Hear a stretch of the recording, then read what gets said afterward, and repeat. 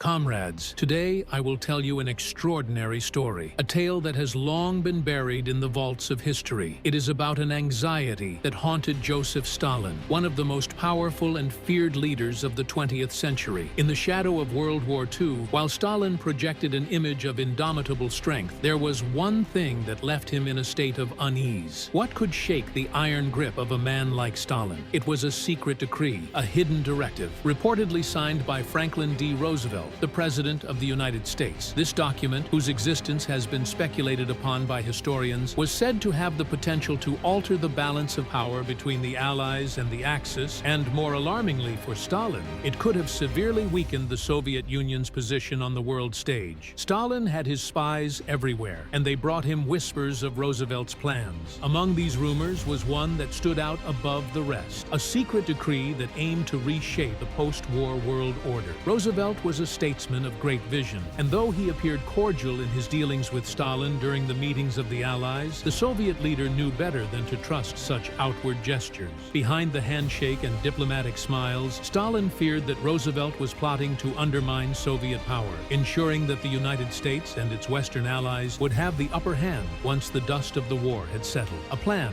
for post-war dominance. What was this decree that filled Stalin with such dread? According to intelligence reports, Roosevelt was said to have crafted a plan to extend American influence across Europe and Asia. This secret directive allegedly aimed to rebuild war-torn nations with American resources, establish democratic governments under Western guidance, and, most critically for Stalin, prevent Soviet expansion into Europe. Stalin feared that Roosevelt was preparing to launch a political and economic offensive, one that would encircle the Soviet Union with capitalist regimes loyal to the West. The crux of the matter lay in the timing.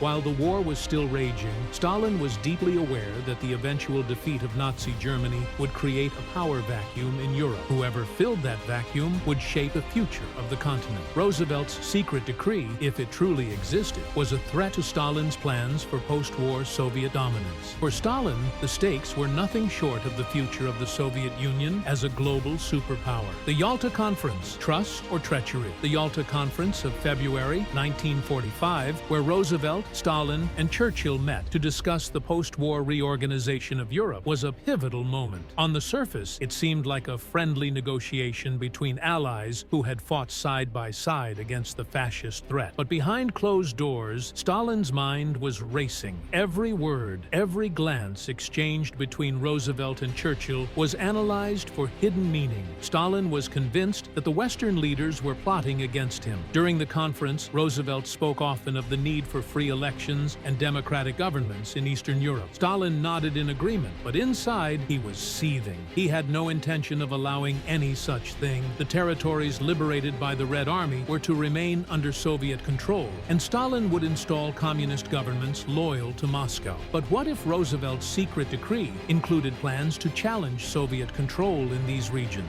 What if the United States intended to use its military or economic power to support anti-Soviet movements in Eastern Europe? Stalin's paranoia only grew. The Red Army had paid a heavy price to liberate Eastern Europe from Nazi control, and Stalin was not about to let Roosevelt's idealistic vision undermine his hard-won gains. Yet the fear lingered. What if Roosevelt's decree contained provisions for undermining Soviet influence after the war? A web of spies and intrigue.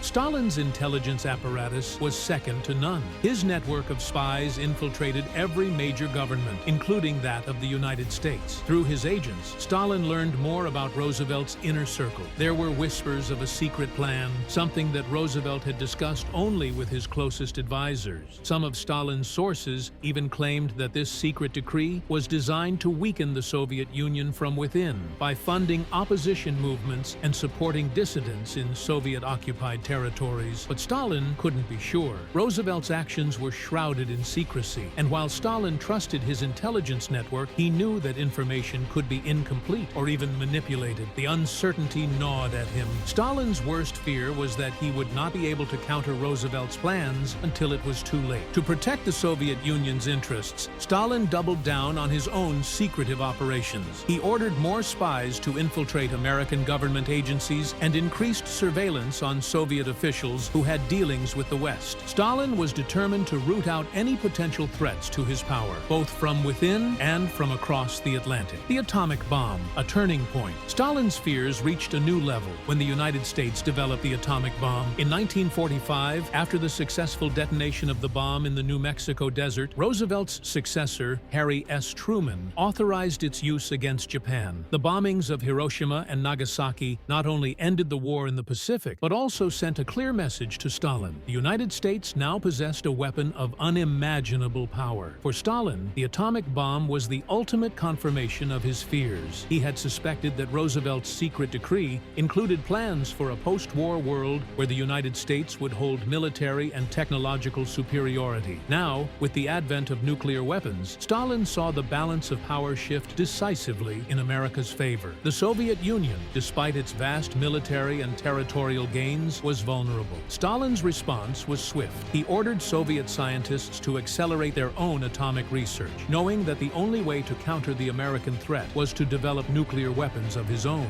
But the race for the bomb only deepened Stalin's fears. He became even more distrustful of his Western allies, convinced that Roosevelt's secret decree was the first step in a broader strategy to dominate the post-war world and contain Soviet power. The Cold War begins. As the Cold War began to take shape, Stalin's fears about Roosevelt's secret decree seemed to come true. The Marshall Plan, launched in 1947, provided American aid to rebuild Europe, but only to countries that adopted democratic governments. For Stalin, this was a direct threat to Soviet control in Eastern Europe. He saw the Marshall Plan as an extension of Roosevelt's vision for a post-war world where the United States would spread its influence through economic power, much like Stalin had feared during the war. The creation of NATO in 1949 further fueled Stalin's paranoia. The Western military alliance, led by the United States, seemed to confirm his worst fears. Roosevelt's secret decree had been the precursor to a Western strategy aimed at encircling and weakening the Soviet Union. Stalin responded by tightening his grip on Eastern Europe, installing communist regimes, and cracking down on any dissent. Stalin's last days, the fear never left. In his final years, Stalin's fear of Roosevelt's secret decree never left him. He continued to see the hand of the United States in every move against Soviet interests, whether in Europe, Asia, or within his own borders. Stalin's paranoia grew to the point where he even suspected his closest advisors of being influenced by the West. The specter of Roosevelt's secret plan,